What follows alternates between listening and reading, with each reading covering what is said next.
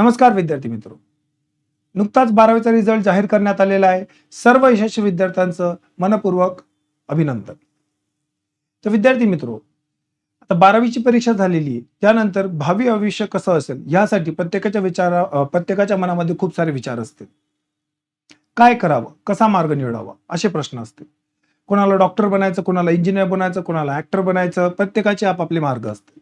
पण खूप सारे विद्यार्थी असे आहेत की ज्यांना प्रशासकीय अधिकारी म्हणजे सरकारी अधिकारी बनायचं. प्रशासकीय अधिकारी बनणं हे खूप साऱ्या विद्यार्थ्यांचं स्वप्न आहे.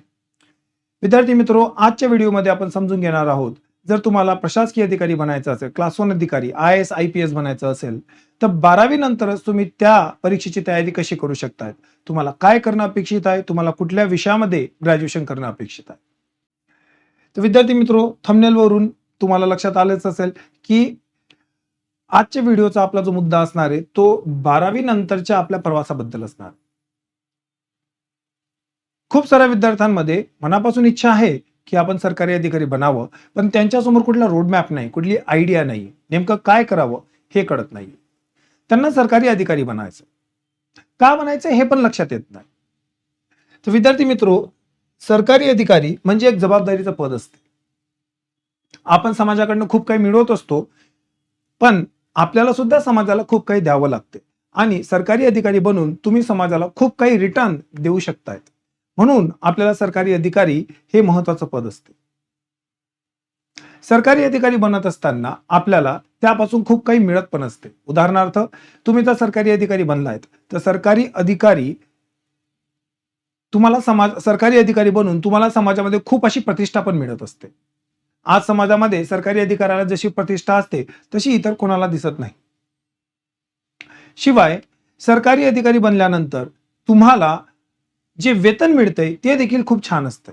म्हणजे जर मी तुम्हाला भारत सरकारचे महत्वाचे पद सांगितलेत तर कदाचित तुमच्यापैकी बहुतेक लोकांना माहित असतील की UPSC जी परीक्षा घेत असते, तर UPSCच्या परीक्षेमध्ये आपल्याला खूप काही महत्वाची पदं दिसतात. उदाहरणार्थ, UPSC मध्ये तुम्हाला IAS, IPS, IRS है ना, त्याच्यानंतर IFOS, IFS असे मल्टिपल पद आहेत, खूप सारे पद असतात. या पदांना, ही सगळे क्लास 1 ची पद आहेत. या सगळ्या पदांना जर तुम्ही पगार बघितली तर ती पगार 80,000 ते 1,00,000 या रेंजमध्ये असते. ही सुरुवाती पगार आहे. म्हणजे तुम्ही ज्यावेळेस नोकरीमध्ये इंडक्ट होतात त्यावेळेस तुम्हाला 80,000 ते 1,00,000 अशी पगार भेटत असते. त्यानंतर ती वाढत जाते. बरं, केंद्र सरकारने नुकतंच 8व्या वेतन आयोगाची पण घोषणा केलेली आहे. त्यामुळे ही पगार 1,00,000च्या वर साहजिकच जाणार आहे. मग सरकारी अधिकारी बनून तुम्हाला सामाजिक प्रतिष्ठा पण मिळते, एक चांगली पगार देखील मिळते आणि सर्वात महत्वाचं, तुम्हाला एक जॉब सिक्युरिटी मिळत असते. म्हणून मग खूप साऱ्या विद्यार्थ्यांना सरकारी परीक्षेकडे येण्याचा एक कल असतो. त्यामुळं सरकारी अधिकारी बनण्यासाठी तुम्हाला एक परीक्षा पास करावी लागते. पण ती परीक्षा नेमकी पास कशी करायची, त्याच्यासाठी काय प्रिपरेशन करावं याचं बहुतेक जणांमध्ये ज्ञान नसते आणि मग ते असंच बिना कुठल्या गायडन्सचं ती सरकारी परीक्षा पास करण्याचा प्रयत्न करत असतात आणि बहुतेक वेळेस ते चुकतात. ज्ञानज्योती एज्युकेशन पुणे खास तुम्हा सर्व विद्यार्थ्यांसाठी घेऊन आली आहे एक बॅच, निर्माण. ही जी निर्माण बॅच आहे ही अशा विद्यार्थ्यांचं स्वप्न पूर्ण करण्यासाठी तयार करण्यात आली आहे ज्यांना 21-22व्या वर्षी सरकारी क्लास 1 अधिकारी बनायचं, UPSC ची परीक्षा पास व्हायची, IAS IPS बनायचं. ही निर्माण बॅच ही एक बेसिक फाउंडेशन बॅच असणार आहे, जिचा जो टोटल ड्युरेशन असेल तो 3 वर्षाचा असणार आहे. 3 इयर्स बेसिक फाउंडेशन बॅच असणार आहे. ही जी बेसिक फाउंडेशन बॅच आहे यामध्ये 12वी नंतर तुम्ही एनरोल करू शकताय आणि एनरोल केल्यानंतर पुढच्या 3 वर्षामध्ये संपूर्ण सिलेबस कव्हर करून देण्याची जबाबदारी आमची असणार आहे. या बॅचचं मॉड्यूल असं बनवण्यात आलेलं आहे की तुम्ही तुमच्या ग्रॅज्युएशनच्या सोबतच UPSC सारख्या एका अवघड परीक्षेची तयारी करू शकताय, तेही एकदम सोप्या पद्धतीनं. यामध्ये आपण पहिल्या वर्षाला बेसिक फाउंडेशनचे सगळे कन्सेप्ट समजून घेत असतो. त्यानंतर दुसऱ्या वर्षाला आपण संपूर्ण सिलेबस कव्हर करून घेत असतो, त्याच्यामध्ये सगळ्या पद्धतीचे आपण रेफरन्स बुक्स वगैरे कन्सिडर करतो आणि तिसऱ्या वर्षाला आपण फक्त आणि फक्त प्रॅक्टिसवर फोकस करत असतो. तर अशा पद्धतीनं 3 वर्षाची ही निर्माण बॅच, ही जी बॅच असणार आहे ही ऑनलाईन आणि ऑफलाईन अशा दोघं मोडमध्ये अवेलेबल असणार आहे. शिवाय ही बॅच तुम्हाला मराठी आणि इंग्लिश अशा दोघं मीडियममध्ये अवेलेबल असणार आहे. रजिस्ट्रेशन सुरू झालेले आहेत. इच्छुक विद्यार्थ्यांनी त्वरित संपर्क साधावा. संपर्क साधण्यासाठी तुम्ही ह्या नंबरवर कॉल करू शकताय. 788-799-2834. परत सांगतो 788-799-2834. तुम्ही ह्या नंबरवर संपर्क करू शकताय किंवा खाली तुम्ही कमेंट बॉक्समध्ये कमेंट टाकू शकताय. आमची टीम तुमच्यापर्यंत सहज पोहोचेल. तर ही निर्माण बॅच. यासोबत ज्ञानज्योती एज्युकेशन तुम्हाला देणार आहेत संपूर्ण स्टडी मटेरियल. हे जे स्टडी मटेरियल असणार आहे हे इंग्लिश आणि मराठी अशा दोघं भाषांमध्ये असणार आहे. व्यवस्थित पद्धतीनं ह्या मटेरियलमध्ये मांडणी करण्यात आलेली आहे आणि ह्या मटेरियलच्या सहारे तुम्ही सिव्हिल सर्व्हिसेसची परीक्षा सहजपणे पार पाडू शकतात. आता आपण आपल्या मूळ मुद्द्यावर येऊ की 12वी नंतर नेमका आपला कोर्स कसा असला पाहिजे, आपला स्टडी आपण कसा ठेवला पाहिजे, जेणेकरून ग्रॅज्युएशन पर्यंत जात आपला संपूर्ण सिलेबस पण कम्प्लीट होईल आणि ग्रॅज्युएशन नंतरच आपल्या समोरची संधी पूर्ण ओपन होऊन जाईल. विद्यार्थी मित्रो, जर युपीएससीची जर तुम्ही परीक्षा बघितली, युनियन पब्लिक सर्व्हिस कमिशन युपीएससीची परीक्षा, तर त्याचे 3 टप्पे असतात, प्रिलिम्स, मेन्स, इंटरव्ह्यू. पण त्याच्यामधला जो मधला टप्पा आहे मेन्सवाला पार्ट, हा मेन्स पार्ट अत्यंत महत्वाचा असतो. याच्यामध्ये डिस्क्रिप्टिव्ह पद्धतीनं आपल्याला उत्तरं लिहायची असतात. पण याच्यामध्ये एक विषय असतो ऑप्शनल. तुम्हाला कुठला तरी एक विषय ऑप्शनल म्हणजे वैकल्पिक म्हणून निवडावा लागतो. हा जो ऑप्शनलचा विषय असतो ना, हा गेम चेंजर असतो. जर तुम्ही ऑप्शनल व्यवस्थित विचार करून घेतलाय तर तुमचं त्या ठिकाणीला सिलेक्शन कन्फर्म होऊन जाते. पण जर तुमचं ऑप्शनल घेताना काही गडबडी झाल्यात तर मग तुम्हाला त्या ठिकाणीला फेलियर बघावं लागू शकतं. आता ऑप्शनल निवडताना काय काळजी घ्यावी, तर बेसिकली बहुतेक विद्यार्थी काय करतात, ग्रॅज्युएशन केल्यानंतर विचार करतात की आता आपण एमपीएससी किंवा युपीएससी सारख्या परीक्षेचा प्रिपरेशन करायला पाहिजे. पण माझं असं मत आहे की तो निर्णय चुकतो. जरी आयोगाने ग्रॅज्युएशन ही मर्यादा ठेवलेली आहे की ग्रॅज्युएशनच्या वर ज्या विद्यार्थ्यांचं ग्रॅज्युएशन झालंय ती ही परीक्षा देऊ शकतायत, तर मिनिमम क्वालिफिकेशन तुमचं एनी ग्रॅज्युएशन कुठल्याही पद्धतीचं, तर त्यावेळेस अडचण येते. फॉर एक्झाम्पल की लेट्स से तुम्ही बीडीएस केलेलं आहे ना, किंवा तुम्ही इंजिनिअरिंग केलेली आहे आणि इंजिनिअरिंग तुम्ही let's say electronics and telecommunication मधनं केलेली. मग अशा वेळेस काय होते ना की 4 वर्ष ग्रॅज्युएशन मध्ये तुम्ही जे शिकलेत त्या संबंधित तुम्हाला युपीएससीच्या ऑप्शनल लिस्टमध्ये काहीही सापडत नाही. शिवाय 4 वर्षाचा जो तुमचा अभ्यास आहे हा युपीएससीच्या परीक्षेशी कुठेही मिळत नाही.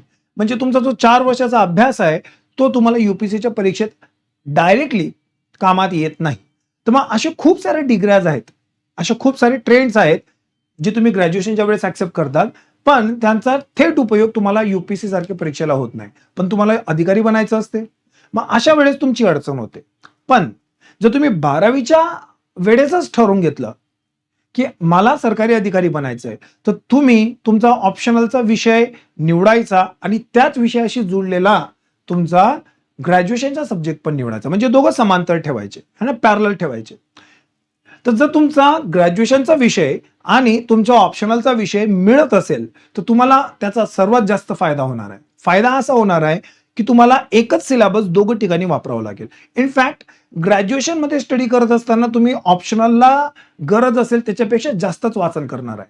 म्हणजे त्यामुळे तुमचं ग्रॅज्युएशनचं नुकसान होणार नाही आणि ग्रॅज्युएशनच्याच अभ्यासामध्ये तुमचा सर्वात महत्वाचा जो टप्पा आहे आपल्या युपीएससीच्या परीक्षेतला ऑप्शनलचा, तो तुम्ही व्यवस्थित कंप्लीट करणार आहे. म्हणून जर तुम्ही ग्रॅज्युएशनचा विषय आणि ऑप्शनलचा विषय एकच ठेवला किंवा समांतर ठेवला तर तुम्हाला त्याचा निश्चितच फायदा होणार आहे. म्हणून मग 12वी नंतर ज्या विद्यार्थ्यांना सरकारी अधिकारी बनायचंय तर त्यांनी त्यांच्या ग्रॅज्युएशनची निवड करत असताना ही गोष्ट डोक्यात ठेवणं गरजेचं आहे. हा तुम्हाला सल्ला आहे माझा की तुमचा ग्रॅज्युएशनचा विषय हा ऑप्शनलच्या विषयाशी जुळता ठेवायचा. मग तुम्ही कुठला घेऊ शकताय, तर तुम्ही कुठलेही घ्या. तुम्ही जसं फॉर एक्झाम्पल मी तर काही उदाहरणं दिलेली, जसं तुम्ही BA घेतलं आर्ट्समध्ये गेलात तर तुम्ही आर्ट्समध्ये कुठलाही असा एक विषय घेणार आहे की जो ऑप्शनलच्या लिस्टमध्ये सापडेल तुम्हाला. युपीएससीला ऑप्शनल 48-49 विषय आहेत, त्याच्यापैकी एक तुम्ही निवडू शकताय. मग त्याच्यामध्ये कुठला लिटरेचरचा विषय असेल किंवा हिस्ट्री असेल किंवा जिओग्राफी असेल, है ना, तर असे कुठले तरी विषय असतील की ज्या विषयांच्या आधारे तुम्ही काय करू शकतायत, तुमचा ऑप्शनल बी प्रिपेअर करू शकतायत आणि तुमचं ग्रॅज्युएशन पण कम्प्लीट करू शकता. तसंच तुम्ही BSc BCom यांच्यातनं पण असे विषय निवडायचे आहेत तुमच्या ग्रॅज्युएशनला की जे UPSCच्या ऑप्शनलच्या लिस्टमध्ये सापडेल, सिलेबस बऱ्यापैकी समान असेल. त्याच्याने काय होईल की ग्रॅज्युएशनचा अभ्यास करत असतानाच तुमचा ऑप्शनल बी प्रिपेअर्ड होईल, तुमचा वेळ वाचेल आणि तुमच्या ग्रॅज्युएशनवर त्याचा निगेटिव्ह परिणाम होणार नाही किंवा तुमच्या परीक्षेचा UPSCच्या परीक्षेवर तुमचा त्याचा निगेटिव्ह परिणाम होणार नाही. त्यामुळं ग्रॅज्युएशनच्या वेळेस तुम्ही जी चॉईस करणार आहे, 12वी नंतर ग्रॅज्युएशनला जात असताना जी चॉईस करणार आहे ती ठरवेल की तुमचा प्रवास कसा असेल. का तुम्हाला खूप अधिक मेहनत करावी लागेल किंवा तुम्ही ग्रॅज्युएशनच्याच मेहनतीमध्ये इकडं पण फायदा करून घेऊ शकतात. तर हा एक विचार, ही एक गोष्ट तुम्ही विचारपूर्वक केली पाहिजे असा माझा सल्ला असेल. लक्षात ठेवा, ऑप्शनल हा जो सब्जेक्ट आहे तो विचार करूनच घ्यावा. ठीक आहे. पुढे जाण्याच्या अगोदर आपण समजून घेऊ, कारण की बरेचसे विद्यार्थी नवीन असतील, तर UPSCची परीक्षा आहे तरी काय नेमकी. तर विद्यार्थी मित्र, UPSC म्हणजे union public service commission. UPSC दरवर्षाला एक्झाम कंडक्ट करत असते, वेगवेगळ्या सेक्शन मध्ये करत असते. त्याच्यातला काही एक्झाम डिफेन्सच्या असतात तर काही सिव्हिल सर्व्हिसेसच्या असतात. या ठिकाणी आपण सिव्हिल सर्व्हिसेसच्या एक्झाम बद्दल चर्चा करणार आहोत. तर UPSC ग्रुप A आणि ग्रुप B साठी वेगवेगळ्या पदांची भरती करत असते, त्यासाठी वेगवेगळ्या एक्झाम काढते. ज्या एक्झाम बद्दल आपण बोलतोय ती UPSC सिव्हिल सर्व्हिसेस याच्याबद्दल बोलतोय. म्हणजे या परीक्षेत तुम्ही IAS, IPS, IRS, IFS असे मोठे मोठे अधिकारी बनू शकताय. आपण त्या परीक्षेची चर्चा करतोय. मग या परीक्षेमध्ये तुम्हाला असं दिसेल की UPSC एक परीक्षा घेते जी साधारण वर्षभर चालते. या परीक्षेला 3 टप्पे असणार आहे, प्रिलिम्स, मेन्स आणि इंटरव्ह्यू, आणि परीक्षेच्या अंती फायनल रिझल्ट लागणार आहे. तर UPSC सिलेक्टेड कॅन्डिडेट्सला सरकारकडे रेकमेंड करत असते की हे विद्यार्थी हुशार आहेत, ज्यांना तुम्ही सरकारी नोकरी देऊ शकताय, आणि मग नंतर सरकार तुम्हाला ऑफर लेटर देते. तर अशा पद्धतीनं सरकारसाठी उत्तम कॅन्डिडेट शोधून काढणे हे काम UPSC करत असते, त्यासाठी ती एक एक्झाम घेत असते. UPSCची एक्झामिनेशन जगातल्या अवघड एक्झामिनेशन पैकी एक समजली जाते. त्याच्यामुळे ही परीक्षा पास होणं सुद्धा एक प्रतिष्ठा मिळवून देते तुम्हाला. त्याच्यामुळे UPSCची परीक्षा तुम्हाला द्यायची असेल तर अगोदर त्याचं स्ट्रक्चर कसं आहे ते समजून घेणं गरजेचं असते. UPSCच्या परीक्षेमध्ये 3 तुम्हाला काय दिसणार आहेत, टप्पे दिसणार आहेत. पहिला असणार आहे प्रिलिम्स. प्रिलिम्स ही तुमची ऑब्जेक्टिव्ह टाईपची एक्झाम असणार आहे, ज्याच्यामध्ये तुम्हाला 2 पेपर असतील. एक असेल तुमचा जनरल स्टडीज, याच्यात टोटल 7 टॉपिक्स दिसणार आहे, आणि दुसरा असेल तुम्हाला CSAT. दोघं पेपर कसे असणार आहे, ऑब्जेक्टिव्ह म्हणजे एक प्रश्न 4 पर्याय असतील, आणि तुमचं जे फायनल मेरिट लागणार आहे ते GS वर लागणार आहे. फायनल मेरिट कशावर लागतंय, GS वर. CSAT हा जो पेपर असतो तो क्वालिफाईंग असतो.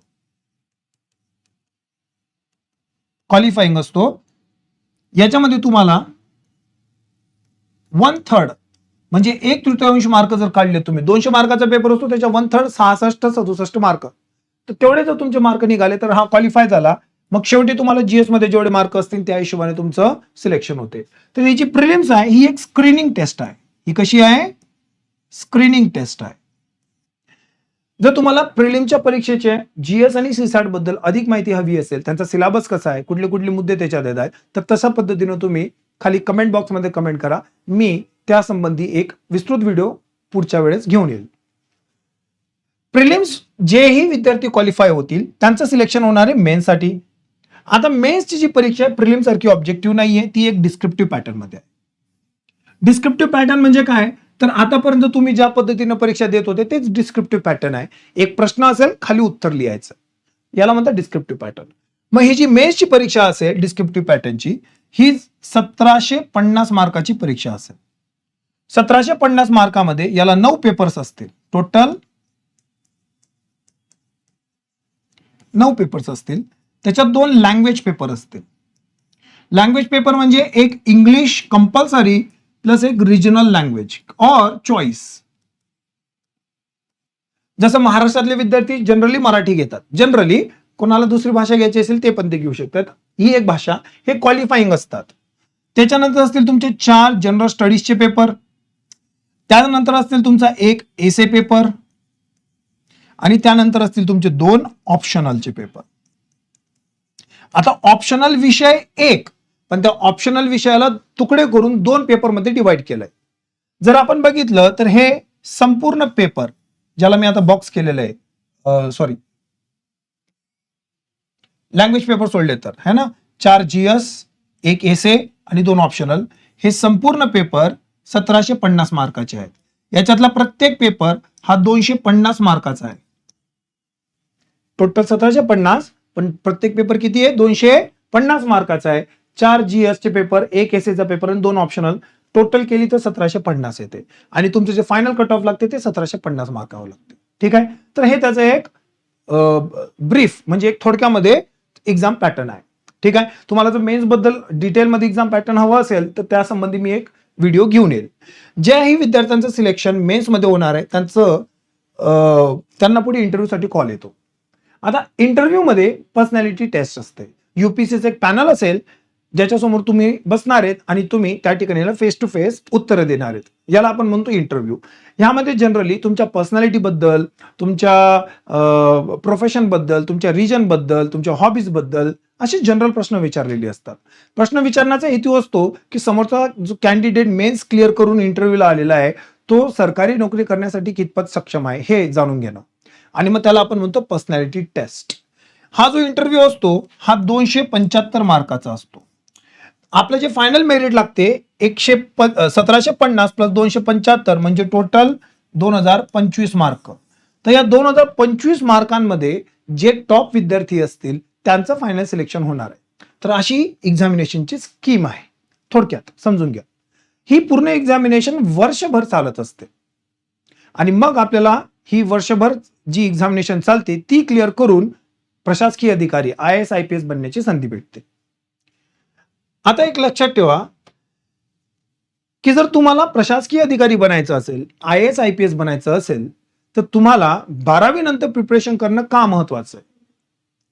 सी 12वी नंतर जर तुम्ही बघितलं तर 12वी नंतरचं जे वय असते ह्या वयामध्ये अभ्यास करणे आणि अभ्यास लक्षात ठेवणे ही सहज प्रवृत्ती असते. जसं जसं वय वाढत जाते ना तसं तसं अभ्यास करण्याची क्षमता कमी होत जाते, कारण बाकी जबाबदाऱ्या वाढत असतात, फोकस डायव्हर्ट होऊन जाते, खूप सारे कारण असतात. पण हे जे 17, 18, 19 वय असते ना हे असं वय आहे की हे शिक्षणासाठी उत्तम वय असते आणि ह्या वयामध्ये जो तुम्ही अभ्यास करताय तो तुम्हाला व्यवस्थित समजतो देखील आणि तो लॉंग टर्म पर्यंत लक्षात पण राहतो. म्हणून मी नेहमी सांगत असतो की ग्रॅज्युएशन नंतर सिव्हिल सर्व्हिसेसचा विचार करण्यापेक्षा ग्रॅज्युएशनच्या अगोदरच म्हणजे तुमचं 10वी 12वी झाल्यानंतरच आपण काय ठरवलं पाहिजे की हा मला सिव्हिल सर्व्हंट बनायचं आहे तर मग मला काय करणं अपेक्षित आहे. मग त्या हिशोबाने तुमचं शिक्षण पुढे तुम्ही ठरवलं पाहिजे. मग जर तुम्ही 12वी नंतर ठरवत आहेत की मला सिव्हिल सर्व्हंट बनायचंय, मला एक IAS अधिकारी बनायचंय, तर मग त्याच्यासाठी 12वी नंतर ते ग्रॅज्युएशन पर्यंत तुम्हाला सिव्हिल सर्व्हिसेसचा स्टडी करायचा असतो. साधारण 3 वर्षाचं आपल्याकडे ग्रॅज्युएशन असते. काही ग्रॅज्युएशन 4 वर्षाचं असेल पण 3 वर्षाचं तर आपल्याकडे ग्रॅज्युएशन दिसतंय. म्हणून मग आपण 3 वर्षाच्या प्लॅनिंग नुसार याच्याकडे बघितलं पाहिजे की 3 वर्षामध्ये माझा संपूर्ण अभ्यास कसा झाला पाहिजे. तर त्याचे काही टप्पे आहेत है ना. ही स्ट्रॅटेजी एक प्रकारे की जर तुम्ही 12वी नंतर प्रिपरेशन करणार आहे तर पहिल्या वर्षामध्ये सगळा सिलेबस कंप्लीट करण्याच्या मागे लागायचं नाही, कारण की तुम्हाला ग्रॅज्युएशन पण बघायचंय. ग्रॅज्युएशनकडे दुर्लक्ष झालं नाही पाहिजे. मग त्याच्यामुळं तुम्ही बेसिक गोष्टींवर फोकस करायला पाहिजे. तर फर्स्ट इयरला आपण बेसिक गोष्टींवर फोकस करतो. उदाहरणार्थ आयोगाच्या साईटवर पण लिहिलेलं असतं की जे प्रश्न असतात ते 10वी 12वी ह्या लेवलला विचारलेले असतात, ग्रॅज्युएशन लेवलला विचारलेले असतात. मग 10वी 12वी पर्यंत जर आपण बघितलं तर टेक्स्ट बुक हे एक महत्वाचं सोर्स बनते. शालेय पुस्तकं UPSC भारतभर एक्झामिनेशन घेत आहे त्याच्यामुळे ते असे टेक्स्ट बुक शोधेल की जे अख्ख्या भारतात कॉमन आहे, त्यांना आपण NCERT म्हणतो. मग NCERT आपलं फाउंडेशन किंवा बेस बनतंय. NCERTच्या आधारावर आपण बाकीचा अभ्यास प्रिपेअर करू शकतोय. मग तुम्ही पहिल्या वर्षाला या फाउंडेशन किंवा बेस या गोष्टीवर जास्तीत जास्त फोकस करायला पाहिजे. मग 6वी ते 12वी या वर्गातले सगळे NCERT व्यवस्थित वाचणे, त्याला समजून घेणे, त्याच्या नोट्स काढणे हे आपण काम ह्या ठिकाणीला पहिल्या वर्षाला करायला पाहिजे. मग दुसऱ्या वर्षाला आपण गेलो तर आपण आपला अभ्यास ऍडव्हान्स वृत्तीकडे घेऊन जायला पाहिजे. याच्यामध्ये आपण फक्त टेक्स्ट बुक पर्यंत मर्यादित नाही राहत, कारण की तेवढंच वाचून परीक्षा पास होता येणार नाहीये. मग आपल्याला थोडंसं वाचन वाढवावं लागते, रेफरन्स बुक वाचावे लागतात. वेगवेगळ्या सब्जेक्टसाठी आपल्याला एक तरी रेफरन्स बुक घ्यावी लागते. मग आपला सिलेबस कव्हर होण्याच्या मार्गावर येतो. मग आपण सेकंड इयरला असल्यानंतर सिलेबस संपूर्ण कव्हर कसा करता येईल यावर फोकस करायला पाहिजे. मग त्यासाठी वेगवेगळे रेफरन्स बुक्स असतील वेगवेगळ्या सब्जेक्टचे ते वाचणं गरजेचं आहे. करंट अफेअरवर फोकस करणं गरजेचं आहे आणि अशा पद्धतीने आपण दुसऱ्या वर्षाला संपूर्ण सिलेबस कंप्लीट करून घेत असतो.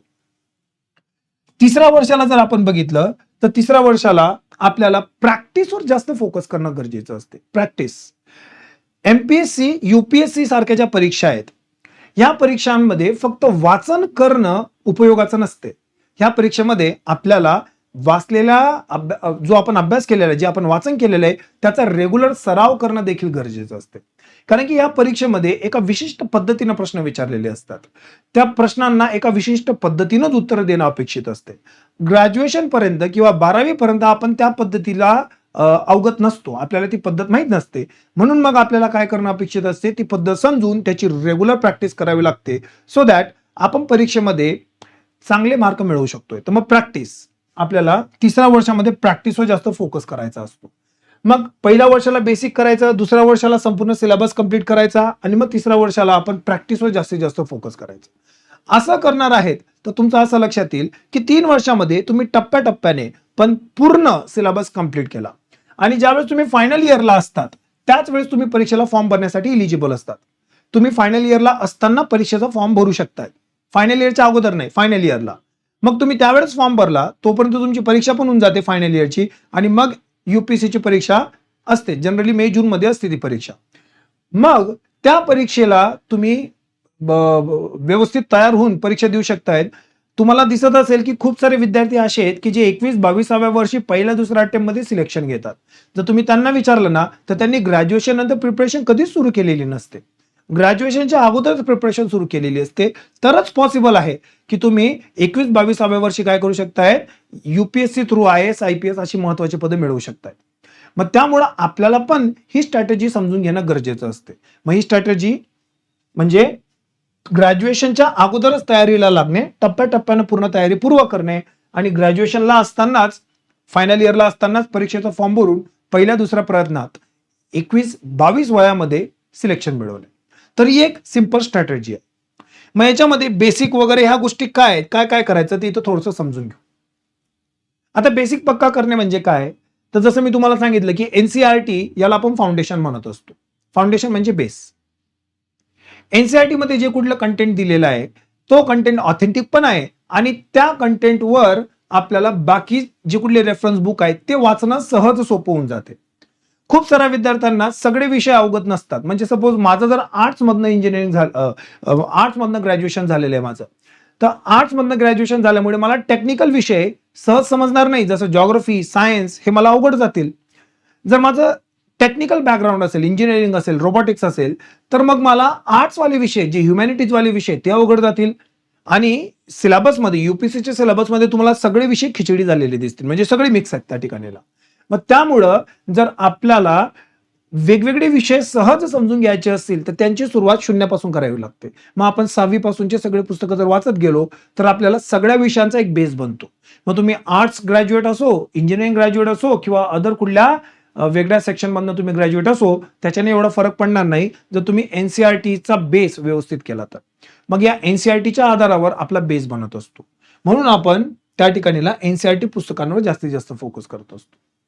याशिवाय आपल्याला सिलेबस काय आहे हे व्यवस्थित माहिती असणं गरजेचं आहे. मी नेहमी सांगत असतो विद्यार्थ्यांना की सिव्हिल सर्व्हिसेसचा, पर्टिक्युलरली यूपीएससीचा अभ्यास करणं म्हणजे एक प्रकारे समुद्रात पोहण्यासारखं आहे. तुम्हाला पोहता येतंय, तुम्हाला अभ्यास करता येतोय म्हणजे तुम्हाला पोहता येतंय आणि तुम्ही पोहणार आहेत. पण जर तुम्हाला दिशा माहिती नसेल ना, तर तुम्ही कितीही पोहलात तरी तुम्ही डेस्टिनेशन पर्यंत पोहोचू शकणार नाहीये. आपल्याला एक दिशा यंत्रक, ज्याला आपण कंपास म्हणतो, ते लागत असते. मग जसं पोहत असताना कंपास किंवा जहाजात चालत असताना ती कंपास तुम्हाला दिशा दाखवत असते, त्याच पद्धतीने यूपीएससीच्या समुद्रामध्ये अभ्यास करत असताना तुम्हाला अभ्यासक्रम म्हणजे सिलेबस हा एक दिशा यंत्रक सारखं काम करत असतो. तो तुम्हाला लाईनवर ठेवतो. लाईनवर ठेवतो म्हणजे काय, की डेस्टिनेशन पर्यंत जाण्यासाठी आपल्याला काय सिलेबस वाचणं गरजेचं आहे. प्रत्येक टॉपिकचा सिलेबस दिलेला आहे, प्रत्येक सब्जेक्टचा सिलेबस दिलेला आहे. तो सिलेबस बाय हार्ट झाला पाहिजे, एकदम तोंडपाठ. रात्री झोपेत उठून जरी कोणी विचारलं की हिस्ट्रीचा सिलेबस काय, तर पटपट सांगता आलं पाहिजे की एन्शियंट हिस्ट्रीचे हे टॉपिक, मेडिवलचे हे फलाना फलाना असे सगळे टॉपिक सांगता आले पाहिजे. तो सिलेबस इतक्या व्यवस्थित पद्धतीनं, स्पष्ट पद्धतीनं आपल्या डोक्यात उतरला पाहिजे. हा सिलेबस तुम्हाला एका ट्रॅकवर ठेवतो. ते तुम्ही बघितलं असेल लग्नाला जे घोडे वगैरे असतात त्यांना ती अशी झापडी लावलेली असते किंवा रेसच्या घोड्यांना झापडी लावलेली असते, कारण की त्यांना सगळं दिसत असते, त्यांचे डोळे असे बाहेर असल्यामुळे.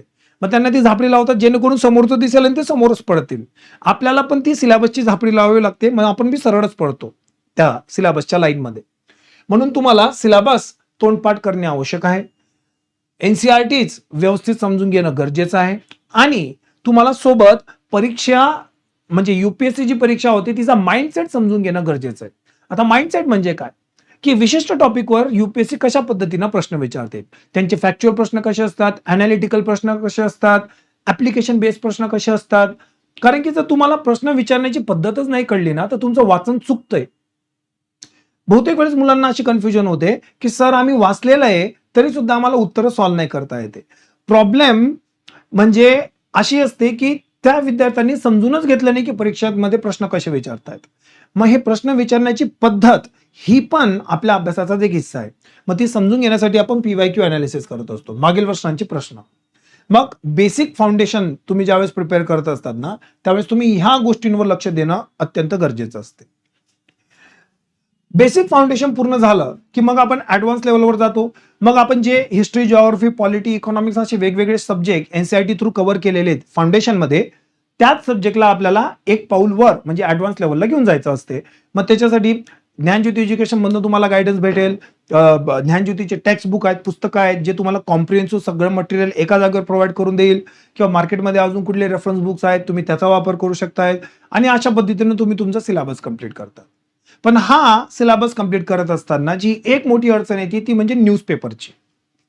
न्यूजपेपर काय, सी युपीएससीच्या परीक्षेमध्ये जे सगळं आपण म्हणू विषय आहेत ते दोन पद्धतीचे आहेत, एक स्टॅटिक, दुसरा डायनॅमिक.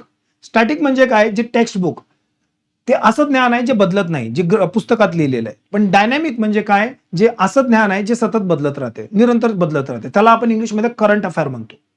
हे करंट अफेअर विद्यार्थ्यांना खूप त्रास देत असते, कारण की दिशाच नाहीये करंट अफेअर समजून घेण्यासाठी. तुम्ही करंट अफेअर किती करण्याचा प्रयत्न केला तरी ते इनकम्प्लीट राहते.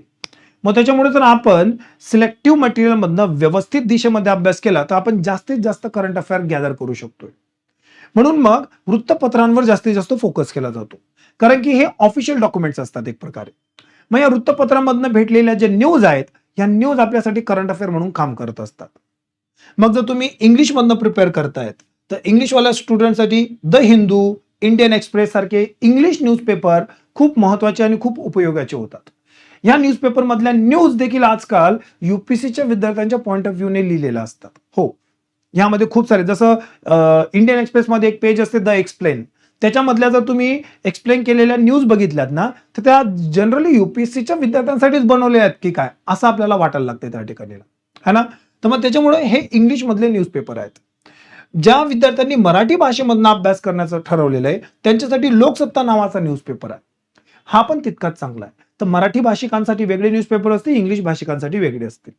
आता एक मी पर्सनल सजेशन म्हणून देत असतो नेहमी की महाराष्ट्रातल्या विद्यार्थ्यांनी मराठी आणि इंग्लिश दोघं भाषांचं खूप चांगलं ज्ञान ठेवणं गरजेचं आहे.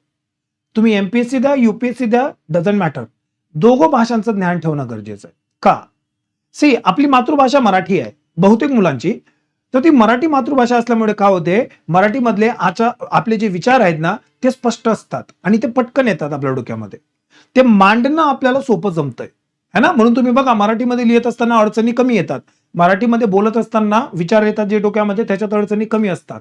पण हेच इंग्लिशमध्ये करायला लावलं तर गडबड आहे. मग मराठी चांगली आहे. पण मार्केटमध्ये जर तुम्ही बघितलं तर मटेरियल्स इंग्लिशमध्ये अवेलेबल आहेत, मराठीमध्ये फार क्वचित मटेरियल अवेलेबल आहे. तुम्हाला प्रत्येक सब्जेक्टला चांगलं पुस्तक मार्केटमध्ये नाही भेटू शकत आहे. मग अशा वेळेस काय होऊन जाते ना की विद्यार्थ्यांना अडचण येऊन लागते की मराठी भाषेमध्ये उत्तर लिहायचे आहेत पण आपल्याला मराठी पुस्तकं सापडत नाहीये. मग त्यांना जुगाड करण्यामध्येच वेळ लागतो. मग त्याच्यामुळं मटेरियल कुठल्या भाषेत चांगले अवेलेबल आहेत ते इंग्लिशमध्ये, पण आपण विचार, महाराष्ट्रातले विद्यार्थी विचार चांगला कुठल्या भाषेमध्ये करू शकतात तर ते मराठीमध्ये. म्हणून मग मी नेहमी सांगत असतो की दोघं भाषांचं जर व्यवस्थित ज्ञान ठेवलं ना तर अडचणच संपली. जिथं मराठी पुस्तक सापडले तिथं मराठी, जिथं इंग्लिश पुस्तक सापडले तिथं इंग्लिश, आणि मग तुम्ही तुमच्या चॉईसने ठरवू शकतात की मराठीत पेपर लिहायचा की इंग्लिशमध्ये. ही तुमची चॉईस आहे. युपीएससी तुम्हाला ती अधिकार देत आहे. तुम्ही मराठीत पण उत्तर लिहू शकतात आणि इंग्लिशमध्ये पण. पण तसं फॉर्म भरत असताना मेन्शन करणं गरजेचं आहे अगोदरच. तुम्ही उत्तर लिहित असताना ठरवू नाही शकत की हे उत्तर इंग्लिशमध्ये, हे उत्तर मराठीमध्ये. एकच भाषा निवडायची असते जे तुम्ही मेन्सचा फॉर्म भरत असताना, प्रिलिमचा फॉर्म भरत असताना सांगणार आहे आणि त्याच भाषेमध्ये उत्तर लिहिणार आहेत. ठीक आहे. म्हणून मग मराठी आणि इंग्लिश ह्या दोघं भाषांचं ज्ञान ठेवा. महाराष्ट्रातल्या विद्यार्थ्यांना इंग्लिश शिकणं खूप अवघड वाटतंय, काही अवघड नसते. 1 ते 1.5 महिन्याचा कोर्स किंवा 1.5 ते 2 महिने मॅक्सिमम. 2 महिन्यापेक्षा जास्त तर लागणारच नाहीये. फक्त 2 महिने दिवसातनं अर्धा 1 तासाची प्रॅक्टिस आणि तुमची इंग्लिश युपीएससीला ज्या लेवलची लागते त्या लेवलला येते. अजिबात टेन्शन घ्यायची गरज नाही है ना. आणि दिवसभर पण अभ्यास करायचा नाही. त्याच्यामुळे इंग्लिशला दुय्यम नको ठेवा. हा माझा पर्सनल सल्ला आहे. 12वी नंतरचे जे विद्यार्थी, पर्टिक्युलरली ग्रामीण भागातले विद्यार्थी, खास करून तुम्हीच, तर तुम्ही इंग्लिशचाही अभ्यास करणं चालू करा. असंही तुम्हाला इंग्लिश कंपल्सरी पेपर आहेच. मग इंग्लिश कंपल्सरी पेपर आहे, मग त्यावेळेस तुम्हाला इंग्लिश भाषेचं चांगलं ज्ञान असेल तर तुम्हाला जास्त फायदा होईल है ना. तर भाषेला अडचण नको बनवा, भाषेला हत्यार बनवा है ना, इंग्लिश आणि मराठी भाषांना. त्याच्यानंतर न्यूजपेपरमध्ये आपल्याला महत्वाचं असते एडिटोरियल पेज, संपादकीय पेज. हे एडिटोरियल पेज आपल्याला मेन्स आणि ऑप्शनलच्या आन्सर रायटिंगमध्ये, एसेच्या आन्सर रायटिंगमध्ये खूप जास्त मदत करत असते. या ठिकाणीला भारतातल्या वेगवेगळ्या ज्वलंत मुद्द्यांवर वेगवेगळे विचार मांडलेले असतात आणि हे विचार आपल्याला एक थॉट देऊन जातात आन्सर रायटिंगसाठी. हा महत्वाचा असतो. आपला आन्सर जेवढं डायव्हर्स असेल ना तेवढे आपले मार्क वाढत असतात है ना. तर मुद्द्याला अनुसरून पण डायव्हर्स विचार ठेवणं गरजेचं आहे आणि एडिटोरियल त्याच्यासाठी खूप छान मदत करतात. त्याच्यानंतर आपल्याला डेली न्यूज गॅदर करावं लागतात, त्याला चालू घडामोडी म्हणतात है ना. वेगवेगळ्या गोष्टींवरच्या वेगवेगळ्या न्यूज आहेत, त्या सगळ्या आपल्याला कव्हर करायच्या असतात आणि मग आपलं वृत्तपत्राचं वाचन पूर्ण होते है ना. वृत्तपत्राचं वाचन व्यवस्थित कसं करायचं असते तर आपण ज्ञानज्योतीमध्ये सगळ्या स्टुडंटला ते शिकवत असतो की काय वाचायचं काय नाही वाचायचं. पुढे जर बघितलं आपण तर वैकल्पिक विषय ही एक महत्वाची गोष्ट आहे आपल्या परीक्षेमध्ये. युपीएससीच्या परीक्षेमध्ये मेन्सचा पेपर असणार आहे. मेन्सच्या पेपरमध्ये टोटल 9 पेपर, 1750 मार्काची एक्झामिनेशन, पण त्याच्यामध्ये 500 मार्क फक्त एका ऑप्शनल विषयाला जोडलेले असतात. कुठलाही एक ऑप्शनल विषय जो तुमच्या चॉईसचा असेल. युपीएससी तुम्हाला साधारण 48-49 विषयांची यादी देते, त्याच्यातला कुठलाही एक विषय तुम्ही ऑप्शनल म्हणून निवडायचा. मी व्हिडिओची सुरुवातच त्या मुद्द्यापासून केली कारण की तो की पॉइंट आहे, तो आपल्या अभ्यासाची चाबी ती. म्हणून मग जर तुम्ही ग्रॅज्युएशनचा जो विषय आहे आणि ऑप्शनलचा जो विषय आहे तो एकच ठेवला तर तुमच्यासाठी खूप खूप जास्त मदत होणार आहे. पण हा ऑप्शनलचा विषय निवडायचा कसा ही सर्व विद्यार्थ्यांमध्ये कन्फ्युजन असते की नेमका सर विषय घ्यायचा कसा. 48-49 विषय आहेत. 12वी नंतर जर तुम्ही प्रिपरेशनला लागतायत तर तुम्हाला ह्या 48-49 विषयांना बघावं लागेल. त्याच्यातनं एक विषय तुमच्या ग्रॅज्युएशनला मिळतोय का ते बघावं लागेल आणि मग तो सिलेक्ट करावा लागेल है ना. तर मी जनरली विद्यार्थ्यांना एक काही लिटमस टेस्ट म्हणजे एक छोटे छोटे प्रयोग देत असतो. जसं की तुम्ही जो कुठला विषय ऑप्शनलला निवडण्याचा प्रयत्न करताय हे बघा की त्या विषयाची आवड कशी आहे. आता एखादा विषय किती आवडतो किती नाही हे कसं ठरवायचं हे पण बहुतेक विद्यार्थ्यांना कळत नाही. तर सिंपल करायचं की एखाद कुठलाही विषय, उदाहरणार्थ इतिहास. इतिहास वाचत असताना तुम्हाला तो इतिहास मजेदार वाटतोय का पहिलं. दुसरं, वाचलेला इतिहास समजतोय का. त्याच्यानंतर त्याच्यामध्ये नवीन विचार येत आहेत का. तो टॉपिक वाचल्यानंतर ऐतिहासिक विचार, ठीक आहे, हे विचार येत आहेत का. बरं, जे आपण वाचलंय जे समजलंय ते आपण लिहू शकतोय का. ह्या सगळ्या गोष्टी ज्यावेळेस तुम्ही करू शकणार आहेत एखाद्या विषयाबद्दल मग म्हणायचं की त्याच्याबद्दल आपल्याला इंटरेस्ट आहे. हो, साधी टेस्ट आहे. कुठलाही विषय घेतला की त्याचे 1-2 टॉपिक काढायचे आणि त्याच्याबद्दल थोडं वाचन करायचं, समजलंय की थोडं लिखाण करायचं त्याच टॉपिकवर. दोघं गोष्टी जमल्यात मग समजायचं की हा विषय आपल्याला पेलू शकतो, आपण जमू शकतो आपल्याला है ना. ऑफकोर्स कुठल्याही विषयामध्ये सगळ्या गोष्टी आपल्या हातातल्या नसतात, काही गोष्टी अवघड असणार आहेत, ते कुठल्याही विषयामध्ये असणार आहे, ठीक आहे. मग तेवढा आपण चान्स ठेवू शकतोय, पण मेजॉरिटी विषय जर आपल्या हातात असेल तर ऑप्शनल आपल्या हातात असतो. म्हणून मग विषयाची आवड सर्वात पहिले चेक करायची. त्यानंतर आपण बघायचं विषयाची व्याप्ती. व्याप्ती म्हणजे काय की त्या विषयासाठी आपल्याला मटेरियल किती सापडणार आहे. ऑप्शनल सारख्या विषयासाठी जनरली मार्केटमध्ये सगळ्या विषयांना मटेरियल सापडत नाही. काही ठराविकच ऑप्शनल विषय आहेत की ज्याच्यासाठी तुम्हाला वेगवेगळं मटेरियल सापडेल. पण जर तुमचा ऑप्शनल एकदमच तुम्ही युनिक निवडलेला आहे, तर युनिक ऑप्शनलसाठी तुम्हाला मटेरियल कुठून भेटेल रे? मटेरियल म्हणजे पुस्तकं, कंटेंट. मग तुम्हाला वेगवेगळ्या इंटरनेटच्या साईटवर जावं लागेल, त्याच्यातनं एक एक टॉपिक उचलावा लागेल, हा ना. मग तुम्हाला ही पूर्ण कवायत करावी लागेल. त्याच्यामध्ये तुम्हाला सगळे टॉपिक मिळतायत नाही मिळतायत हा पण एक प्रश्न असतो. म्हणून मग मटेरियल मार्केटमध्ये कुठल्या सब्जेक्टचं अवेलेबल आहे किंवा तुम्ही जो सब्जेक्ट घेतलाय त्याचं मार्केटमध्ये बऱ्यापैकी सिलेबस अवेलेबल आहे का हे चेक करणं तुमचं काम आहे. जर ते असेल तर बेस्ट. बरं, एखाद्या विषयाला इंग्लिशमध्ये मटेरियल सापडते, मराठीत नाही सापडत, ही पण अडचण होऊन जाते. मग तेच हे तुमचं काम आहे की जो तुम्ही ऑप्शनल घेतायत त्याचं मटेरियल सहज उपलब्ध आहे का. कारण की तो जरी त्रास वाचला तुमचा तरी बर्डन कमी होते ना. आपल्याला शांततेत अभ्यास करायचा असतो, है ना. ते हार्ड स्टडी वगैरे ते सगळ्या बकवास गोष्टी आहेत, है ना. स्टडी कधी कसा असला पाहिजे, हसत खेळत आणि स्मार्ट असला पाहिजे. हार्ड स्टडी नावाचा प्रकार मूर्खांचा आहे. ज्याला अभ्यास करणं नाही जमत तो जबरदस्तीने अभ्यास करतो, मग तो म्हणतो हार्ड स्टडी.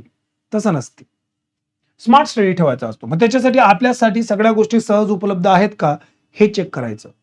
त्यानंतर ग्रॅज्युएशनला जुळलेला विषय असला पाहिजे, हे मी ऑलरेडी सांगितलं तुम्हाला. आणि शेवट स्कोरिंग पॅटर्न. स्कोरिंग पॅटर्न म्हणजे काय, तर मागच्या काही वर्षामध्ये युपीसीच्या रिझल्टमध्ये कुठल्या ऑप्शनलला किती किती मार्क भेटलेले आहेत हे तुम्ही इंटरनेटवरून सहज उपलब्ध करू शकता ही माहिती. मग जर तुम्हाला लक्षात येत आहे की काही विषयांना, ठराविक विषयांना खूप जास्त मार्क भेटत आहेत, काही विषयांना खूप कमी मार्क भेटत आहेत, तर तुम्हाला स्कोरिंग पॅटर्न लक्षात येत आहे. त्याच्याने तुम्हाला ऑप्शनल विषय कुठला घ्यायचा याच्याबद्दलचा एक अंदाजा येऊ शकतोय ना. पण मी जनरली काय म्हणतो की स्कोरिंग पॅटर्न जो आहे ना, ज्या वेळेस ह्या पद्धतीनं तुम्हाला उत्तर भेटत नाही त्यावेळेस स्कोरिंग पॅटर्नवर जावं, है ना. म्हणजे मी तो तुम्हाला प्लॅन बी म्हणून सांगतोय. कारण की स्कोरिंग पॅटर्न, तुम्ही स्कोरिंग पॅटर्न एखादा विषय घेतला, लेट से स्कोरिंग पॅटर्नवर लक्षात आलं की उर्दू लिटरेचरमध्ये तुम्हाला जास्त मार्क दिसतात, मग तुम्ही उर्दू लिटरेचर घेणार का? आयुष्यात उर्दू लिटरेचर वाचलेलं नाही, पण घेऊन घेतला, नंतर काय? मग ते स्कोरिंग पॅटर्नवर आपल्या प्रश्नांचं उत्तर शोधणं थोडं अवघड होऊन जाते. हा, पण तुम्हाला निर्णय घेण्यासाठी मदत नक्की करेल. सपोज तुम्हाला 2-3 सब्जेक्टमध्ये कन्फ्युजन आहे की दोघं तिघं सब्जेक्टमध्ये इंटरेस्ट आहे, मॅटर बी अवेलेबल आहे, मग कुठला घ्यायचा. मग तुम्ही स्कोरिंग पॅटर्नवर बघा की त्याच्यापैकी कुठल्या विषयाला जास्तीत जास्त मार्क भेटलेले आहेत मागच्या काही वर्षामध्ये, तुम्ही त्या हिशोबाने निर्णय घेऊ शकताय. बरं, जे पॅटर्न आहे ते फॉलोच होईल असं पण नसते बरं का, आपण एक अनुमान लावत असतो, है ना. तर चान्सेस असतात त्या ठिकाणीला. म्हणून मग वैकल्पिक विषय निवडत असताना आपण पूर्ण काळजीनं तो वैकल्पिक विषय निवडला पाहिजे. त्यानंतर आपल्याला आपल्या परीक्षेच्या तयारीसाठी सर्वात महत्त्वाची गोष्ट आहे ती म्हणजे सरावाची, उत्तर लेखनाच्या सरावाची. मेन्स जर आपण बघितली तर मेन्स मध्ये आपल्याला टोटल 9 पेपर आहेत. त्याच्यातला प्रत्येक पेपर हा 3 तासाचा असतो, है ना. जे मी तुम्हाला लँग्वेज पेपर सांगितले होते अगोदर, त्याच्यातला प्रत्येक लँग्वेज पेपर हा 3 तासाचा असतो, 300 मार्काला. क्वालिफाईंग असतात ते, त्याचे मार्क फायनल मेरिटमध्ये कन्सिडर करत नाही. पण जे बाकीचे आपले विषय आहेत, है ना, त्याच्यामध्ये एक एसे आहे, 4 जीएस आहेत, है ना, 2 तुमचे ऑप्शनल आहेत. हे आहे तुमचे मेन्सचे पेपर. याच्यातला प्रत्येक पेपर हा 3 तासाचा, प्रत्येक हा एक हे 4, त्याच्यातला प्रत्येक 3-3 तासाचा, 2 ऑप्शनल त्याच्यातला प्रत्येकी 3 तासाचा आणि 250 मार्काचा आहे. ठीक आहे. तुम्हाला अशा पद्धतीने उत्तर लिहायची असतात. तुम्हाला एक आन्सर शीट भेटेल, त्या आन्सर शीटवर असा प्रश्न असेल आणि त्या प्रश्नाचं खाली उत्तर लिहायचंय तुम्हाला. ठीक आहे. तर मग हे तुम्हाला असेल. बरं, याच्यामध्ये जे प्रश्न आहेत डिस्क्रिप्टिव्ह पॅटर्न मध्ये, त्याच्यात काही प्रश्नांची उत्तरं तुम्हाला 150 शब्दात लिहायची आहेत, काही प्रश्नांची उत्तरं 250 शब्दात लिहायची आहेत. 150 शब्दाच्या प्रश्नांना तुम्हाला असतील 10 मार्क, 250 शब्दाच्या प्रश्नाला असतील तुम्हाला 15 मार्क, है ना. अशी वेगवेगळी मार्क आहेत. 3 तासामध्ये तुम्हाला 10 मार्काची 10 प्रश्न असतील, 15 मार्काची 10 प्रश्न असतील, म्हणजे टोटल 20 प्रश्न आहेत. आता मला सांगा 180 मिनिटात तुम्हाला हे 20 प्रश्न लिहायचे आहेत. याच्यातले काही छोटे 10 मार्काचे, काही मोठे आहेत 15 मार्काचे. मग तुम्हाला 180 मिनिटामध्ये जर हे 20 प्रश्न सॉल्व्ह करायचे तर तुम्हाला ऑन अन ॲव्हरेज 10 मिनिटापेक्षा कमी एका प्रश्नाला वेळ भेटतोय. जे छोटे प्रश्न आहेत त्याला तुम्ही 7-8 मिनिटांमध्ये सॉल्व्ह करा, जे मोठे प्रश्न आहेत त्याला 9-10 मिनिटांमध्ये सॉल्व्ह करा, है ना. पण 10 मिनिटामध्ये प्रश्न वाचायचा, त्याला समजायचा, त्याचं स्ट्रक्चर बनवायचं आणि मग त्याला व्यवस्थित खाडाखोड न करता लिखाण करायचं, है ना. आणि असं तुम्हाला 20 प्रश्नांना करायचंय. दिवसाला एक नाही 2 पेपर असतात 3-3 तासाचे. मग त्याच्यामुळं आपल्याला खूप जास्त प्रॅक्टिस करावी लागते आन्सर रायटिंगची. आन्सर रायटिंगची प्रॅक्टिस आपल्याला मेंटली पण प्रिपेअर करते, फिजिकली पण. आपले हात दुखतात ज्यावेळेस आपण दिवसातनं 6 तास लिखाण काम करतोय ना, तर आपले हात दुखून येतात, ती पण अडचण होऊन जाते. पण जर आपण प्रॅक्टिस करत राहिलो ना, ते हात दुखणं आपलं कंट्रोलमध्ये येतंय, है ना. आपण मेंटली स्टेबल राहतो. म्हणून आन्सर रायटिंगची प्रॅक्टिस करणं गरजेचं असते. तुम्ही 12वी नंतर प्रिपरेशन करताय तर रोज तुम्हाला 3-3, 4-4 तास प्रॅक्टिस करण्याची गरज नाहीये. 1-1 तासाच तुम्ही किंवा 2-2, 2 जरी उत्तर लिहित, कारण की सुरुवातीला तुम्हाला वेळ लागेल, तर एक उत्तर लिहायला तुम्हाला 20 मिनिटं 25 मिनिटं लागू शकतात. मग ह्या हिशोबाने सांगतो मी की 1 तास अर्धा तास तुम्ही दिवसाला काय करायची, मिनिमम टू मिनिमम आन्सर रायटिंगची प्रॅक्टिस करायची सुरुवातीला. नंतर दुसऱ्या वर्षाला थोडीशी वाढवायची, तिसऱ्या वर्षाला तर आपल्याला प्रॅक्टिस खूप वाढवावी लागेल. मग अशा पद्धतीनं तुमची प्रॅक्टिस झाली पाहिजे. ही प्रॅक्टिस करत असताना फक्त लिहायचं नाहीये, तर व्यवस्थित उत्तर लिहायचंय. त्याच्यासाठी स्ट्रक्चरवर फोकस करायचं असते. जनरली स्ट्रक्चरमध्ये तुम्हाला इंट्रोडक्शन म्हणजे त्याला प्रस्तावना म्हणतो, मुख्य भाग म्हणजे बॉडी पार्ट म्हणतो आणि निष्कर्ष ज्याला कन्क्लुजन म्हणतो. तर इंट्रोडक्शन, बॉडी पार्ट आणि कन्क्लुजन असे 3 टप्पे असतात एका उत्तराला. मग या 3 टप्प्यामध्ये आपल्याला उत्तर व्यवस्थित मांडायचं असते. हे करत असताना शब्द मर्यादा पाळणे हे महत्वाचं असतं आपल्याला. शब्द मर्यादा ओलांडल्यात, कमी केल्यात किंवा जास्त केल्यात तरी मार्क कटतात. मग ह्या सगळ्या गोष्टी डोक्यामध्ये ठेवून, ह्या भानावर ठेवून आपल्याला उत्तर लिहिणं अपेक्षित असते. त्याच्यासाठी लागते प्रॅक्टिस, त्याच्यासाठी लागतो सराव. त्याच्यानंतर प्रत्येक उत्तर आपण व्यवस्थित लिहिणं गरजेचं असतं. 2 पद्धतीने उत्तर लिहू शकतायत. जसं हे उत्तर आहे पॅराग्राफ रायटिंग मध्ये, पण तुम्ही बघू शकतायत की या ठिकाणीला महत्वाच्या शब्दांना अंडरलाईन केलेली आहे, जेणेकरून वाचणाऱ्याला हे शब्द पहिले दिसतील आणि उत्तरामध्ये नेमकं काय सांगण्याचं आलेलं आहे ते लगेच कळेल. याच्याने काय होतंय की आन्सर रायटिंग मध्ये तुम्हाला असं दिसतंय की समोरच्याला अडचण कमी आहे, म्हणजे उत्तर चेक करण्याला अडचण कमी येते. ठीक आहे. पण जर तुम्ही असं काहीच केलं नाही, एक कथा लिहिताय तसं तुम्ही पॅराग्राफ मध्ये सगळे एकत्र एकाच पॅराग्राफ मध्ये सगळे पॉईंट मिक्स करून दिलेत, तर अडचण येते त्या ठिकाणीला. दुसरी साधी सोपी पद्धत काय, पॉईंट वाईज. जसं मी हे पॉईंट दिलेले आहेत तुम्हाला इथं, है ना. हे पॅराग्राफ मध्ये नाही, पॉईंट मध्ये दिलेले आहेत. असे तुम्ही पॉईंट मांडू शकता, उत्तर लिहू शकताय. चॉईस तुमची आहे.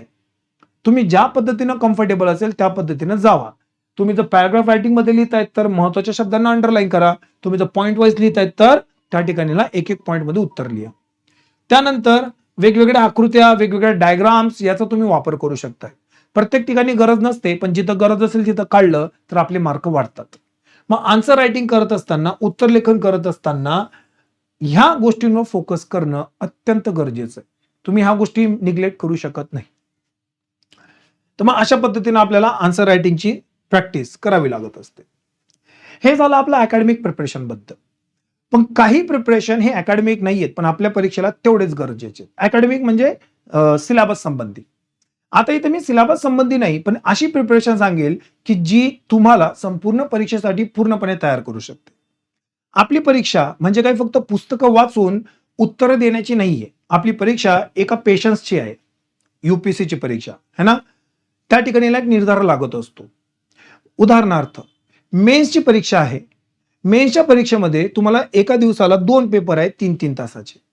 तुमच्यापैकी बहुतेक विद्यार्थी, मी सगळ्यांबद्दल नाही बोलत, पण बहुतेक विद्यार्थी लाकडी बाकावर 3 तास बसून ठेवण्याची क्षमता ठेवत नाही, बसून असण्याची क्षमता ठेवत नाही. त्याच्यामध्ये त्यांना बसून लिखाण पण करायचंय, है ना. मग त्याच्यामुळे शरीर त्या ठिकाणीला साथ देत नसते. कोणाची पाठ दुखेल, कोणाचा हात दुखेल, कोणाची मान दुखेल, तर अंग दुखणं सुरू होऊन जाते. बोट तर लिखाणामुळे दुखतच राहतात. मेंटली फटीग येतो, डोकं थकून जाते, है ना. मग दुसऱ्या पेपरला म्हणजे पहिला पेपर तुमचा व्यवस्थित जाईल, दुसऱ्या पेपरच्या वेळेस ज्यावेळेस डोकं थकून जाते त्यावेळेस तुमच्या अडचणी सुरू होतात. नवीन विचार येणं बंद पडून जाते, डोकं ब्लॉक होऊन जाते. ह्या अडचणी आहेत, ह्या फिजिकल आणि मेंटल प्रॉब्लेम्स आहेत. ह्या फिजिकल आणि मेंटल प्रॉब्लेम्स आहेत. मग आपल्याला याची पण तयारी पहिल्याच दिवसापासून करणं तेवढंच महत्वाचं आहे. मग याच्यासाठी काय करणं अपेक्षित आहे, तर पहिली गोष्ट मी सांगत असतो व्यायाम. डेली फिजिकल आणि मेंटल व्यायाम. मेंटल व्यायाम म्हणजे मेडिटेशन वगैरे. रोज 30 ते 40 मिनिटाचं तुम्ही काय ऍटलिस्ट धावू शकताय. तुम्ही जिम लावा असं नाही म्हणत मी, है ना. ते गरजेचं पण नाहीये, पण तुम्ही ऍटलिस्ट धावू शकतायत. तर पूर्ण घामाने अंग भरत नाही तेवढं धावायचं 30 ते 40 मिनिटं. तुम्ही जर रेग्युलर धावणार आहे तर तुम्हाला असं लक्षात येईल की तुमची सिटिंग कॅपॅसिटी वाढलेली आहे. येस, डायरेक्ट फिजिकली तुमची सिटिंग कॅपॅसिटी वाढून जाते. तुम्हाला शारीरिक थकवा दिसत नाही त्या ठिकाणीला, है ना. ही पहिली गोष्ट. दुसरी गोष्ट, मेडिटेशन करत असणार तर डोकं शांत राहते, न्यूट्रल राहते, है ना. आणि आपल्या परीक्षेमध्ये आपल्याला डोकं शांत ठेवणं जमलं पाहिजे. जर ते अशांत झालं, ते अस्थिर झालं, मग ऐन परीक्षेच्या वेळेस आपली कर्णासारखी हालत होते, है ना. महाभारताला कर्ण होता, ऐन युद्धाच्या मैदानामध्ये सगळं विसरून गेला. तशी आपली हालत होऊन जाते जर आपण मेंटली स्टेबल नसणार तर. मग त्याची तयारी करत राहावी लागते, सतत करत राहावी लागते. दुसरी गोष्ट आहे आराम. आपल्या शरीराला 7 ते 8 तासाची निद्रा आवश्यक असते. तिला कॉम्प्रोमाइज करायची नाही, कारण की त्या वेळामध्ये आपली बॉडी रिजनरेट होते. म्हणून व्यवस्थित आराम अपेक्षित आहे. झोपण्याची वेळ असेल तर झोपायचंच, झोपण्याच्या वेळेत दुसरं काम करू नये. जर तुम्हाला रात्रीला लवकर झोपायची सवय असेल तर लवकर झोपायचं. उगाच आपण रात्रभर जागरण करायचं नाही. एक मित्र जागरण करतोय म्हणून आपण पण जागरण करायचं, आणि मग त्यावेळेस जागरण करत असताना ना तो अभ्यास होतोय ना झोप होतोय, आणि मग अख्ख्या दिवसाची आपली जी बायोलॉजिकल सायकल आहे ती खराब होऊन जाते. म्हणून व्यवस्थित आराम करणं गरजेचं आहे. थर्ड इज आहार, फूड. आपल्याला दिवसभर असं जेवण जेवलं पाहिजे की जे आपल्या कामामध्ये मदत करेल. उदाहरणार्थ, तुम्ही एका ठिकाणी बसून अभ्यास करणारे 3 तास तुम्ही बसून अभ्यास करतायत, तर तुमच्या शरीरामध्ये जे अन्न जात आहे ते अशा पद्धतीचं असलं पाहिजे की तुम्हाला 3 तास अजिबात त्रास देणार नाही. म्हणून आपण जनरली म्हणतो की हलकं अन्न जेवायचं, ज्याच्याने डायजेशन जे सोपं असेल. तर मग चांगला आहार जेवा, न्यूट्रिशियस फूड खा. खूप सारे विद्यार्थी घराबाहेर येतात अभ्यास करायला, पण ते खाणं विसरून जातात. घरचे देतात पैसे, ते मेसमध्ये देतात, बाहेर बाकीचं काहीतरी खाऊन घेतात, आणि त्याच्यामुळे काय होते की फिजिकल त्यांचं वीक होऊन जाते, है ना, कारण की डायजेशन खराब होऊन जाते. पुण्यामध्ये गेलात तर तुम्हाला दर दुसऱ्या तिसऱ्या स्टुडंटला पाईल्स झालेले सापडतील, है ना, कारण की खाणं पिणं व्यवस्थित नाहीये. मग जर आपल्याला अधिकारी बनायचं आहे तर मग इतकं तर भान असलं पाहिजे ना आपल्यामध्ये की आपण काय खाल्लं पाहिजे आणि काय पिलं पाहिजे. आपल्या परीक्षेच्या पॉईंट ऑफ व्ह्यूने काय टाळलं पाहिजे, तर सोशल मीडियाचा अतिवापर टाळावा. अतिवापर म्हणजे दिवसातनं जर तुम्ही 3 तास 4 तास 5 तास फक्त सोशल मीडियावरच चिटकलेला आहे, तो अतिवापर आहे. त्याच्याने तुमचा मेंदू मंद होतो, त्याच्याने तुमची इच्छा अभ्यास करण्यापासून डायव्हर्ट होते. ते नाही झालं पाहिजे. सोशल मीडिया वापरायचा असेल वापरा, पण त्याला एक लिमिट ठेवा, है ना. दिवसातनं 15 मिनिटं 20 मिनिटं दॅट्स इट, त्याच्या पलीकडे नाही. आणि ते बंद जरी केलं तरी काही आपलं नुकसान नसते. तो सोशल मीडिया त्याचा वापर कमी करायला पाहिजे, है ना. सातत्य. काय टाळलं पाहिजे की सातत्याचा अभाव टाळला पाहिजे. रोज तुम्ही काय करणार आहे, एक शेड्यूल बनवणार आहे की मी सकाळी 7 वाजता उठेल, 10 वाजता झोपेल, त्याच्यामध्ये माझ्या अभ्यासाचा टायमिंग, कॉलेजचा टायमिंग, मित्रांचा टायमिंग, सगळे टायमिंग सेट असते. एक दिवस फॉलो करतात, 2 दिवस फॉलो करतात, नंतर विसरून जातात, नंतर जैसे थे. याला काहीच अर्थ नाहीये. त्याच्यामुळे आपण जो टाइम टेबल बनवणार आहे, जे निर्णय घेणार आहे ते कॉन्स्टंट राहतील. कन्सिस्टन्सी मेंटेन करणं गरजेचं आहे, सातत्य. ते ब्रेक करता कामा नये, है ना. त्याच्यानंतर वाचन करत असताना, वेगवेगळ्या विषयाचं वाचन करत असताना एक गोष्ट लक्षात ठेवायची की मार्केटमध्ये एकापेक्षा जास्त पुस्तकं अवेलेबल आहे. कोणी एक मित्र सांगेल की हे पुस्तक छान आहे, कोणी दुसरं सांगेल, कोणी तिसरं सांगेल. मग आपण सगळेच विकत घ्यायचे आहेत आणि सगळंच वाचत बसायचे. हा मूर्खपणा आहे पूर्णपणे. ऑप्शनल विषयाला आपल्याला खूप वाचन करायची गरज आहे, पण ऑप्शनल व्यतिरिक्त आपल्याला जास्त वाचनाची गरज नाहीये. कुठलेही एक पुस्तक सक्षम आहे किंवा 2 मॅक्सिमम, त्यापेक्षा जास्त नाही. त्याच्यात एक तर तुमचं एनसीईआरटीचं बेस असेल आणि एक तुमचं रेफरन्स बुक असेल. याच्या आधारावर तुम्ही तुमचा जो सब्जेक्टिव्ह सिलेबस आहे तो व्यवस्थित कंप्लीट करू शकताय. तुम्हाला गरजेचं नाही. हा, एकदा वाचून काढत नसेल तर 2दा वाचा. एकच पुस्तक 2दा वाचा, 3दा वाचा, 4दा वाचा. जेवढी तुमची कॅपॅसिटी असेल तेवढं तुम्ही वाचन करू शकताय. पण एकच पुस्तक तुम्ही 10 पुस्तकं एकत्र वाचायचे नाहीत एका विषयासाठी, है ना. आणि फक्त वाचन करून चालणार नाही, तर तुम्हाला सराव देखील करावा लागेल. जितका जास्त सराव करणार आहे तेवढं तुम्ही परीक्षेच्या वातावरणामध्ये स्वतःला रूढ करून घेणार आहे. मग हे गरजेचं आहे. आपण आपलं वाचन पण कंटिन्यू ठेवलं पाहिजे, त्याचा सराव पण कंटिन्यू ठेवला पाहिजे. तर विद्यार्थी मित्र, युपीएससी थ्रू जर तुम्हाला सरकारी अधिकारी बनायचं असेल तर ते चालतीवर घेतलेला निर्णय नसू शकतोय. तो एक पूर्ण विचाराने निर्धार केलेला असेल, आणि मग त्याच्यासाठी तुम्हाला तसं तुमचं आचरण, तुमचं वागणं, रोजच्या गोष्टी तुम्हाला चेंज कराव्या लागतील. आय होप सो आजच्या व्हिडिओमध्ये तुम्हाला लक्षात आलं असेल की तुम्ही जर 12वी नंतर प्रिपरेशन, सिव्हिल सर्व्हिसेसच्या प्रिपरेशनला तुम्ही उतरणार आहात तर तुम्ही काय करणं अपेक्षित आहे. तुम्हाला अजून कुठले प्रश्न असतील तर तुम्ही खाली कमेंट बॉक्समध्ये त्या पद्धतीने ते प्रश्न मांडू शकतायत. मी तुमच्या त्या प्रश्नांची उत्तरं देईन.